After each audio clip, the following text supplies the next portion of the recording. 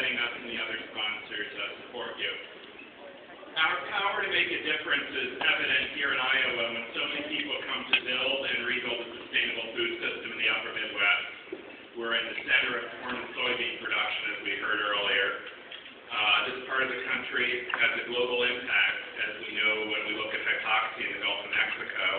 And as many of us found out from studies released in the last few months, this part of the country and its agriculture are going to come under pressure from climate change more than most of the country. So for all those reasons, Sodexo is especially glad, along with the other sponsors, to make this event possible for the next few days. Sodexo is also pleased to be able to help feed and serve people in Iowa every day at places like Luther College, Upper Iowa University, the Des Moines Area Community College, and many others, including our co-sponsor, Wells Fargo. And we're pleased to be the food service provider to another sponsor, the U.S. Department of Agriculture. I know many of my colleagues who work in the D.C. area for USDA were honored when Deputy Secretary Kathleen Merrigan noted the commitment to local food in the USDA cafeteria when she announced the launch of the Know Your Farmer, Know Your Food initiative a few weeks ago. The conference program, as we've already seen, looks at the many facets of our food system, from building healthy community-based food systems to alleviating hunger and improving nutrition, to addressing issues around the national and international trade of food. As a provider to more than 9 million people in North America, we know our business intersects with all of these concerns, and there is both great room for improvement and also an opportunity to deliver substantial benefits to communities where we do business. The health and well-being of the people we serve and our planet. Engaging with CFSC is one of the ways we can connect with great partners and innovative new ideas to incorporate into our business. Or as the mayor said earlier this morning, steal each other's ideas.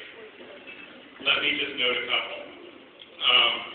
Because of my relationship with CFSC and many of you going back longer than a year plus I've been with Sodexo, we've made letting people know who grew their food an increasing part of our service, creating connections between the people we serve and more than 600 farmers who provide us each day. Healthier eating and a culinary approach that's lighter on the planet. After last year's CFSC conference in Cherry Hill, New Jersey, we decided to launch a school gardens program. And right now, somewhere in the U.S., probably on Monday or Tuesday, something like our 50th school garden will be planted in a public school somewhere, with many more to come. And as Andy knows, on the shoulder of last year's meeting, we also held our own international meeting to develop the key sustainability goals for Sodexo. We tapped a few of you to be participants in this, and those goals are going to guide our work and the way we measure and publicly report on our improvements around health, environment, and social issues over the next 10 years. All the ways to work to achieve these goals and contribute to a better tomorrow is an ongoing effort, and I'm sure that a lot of great ideas are going to come out of the conversations we have over the next 2 days.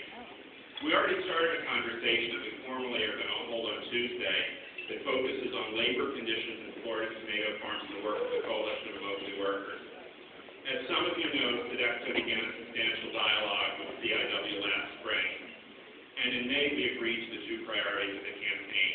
We would support a penny-a-pound increase in wages for Florida's tomato farm workers, and we would adopt a specific code of conduct for Florida tomato farmers in addition to our existing supplier code of conduct covering labor standards for all of our suppliers, which already includes no tolerance for any supplier who abuses the human rights of their farm workers. That's already in place.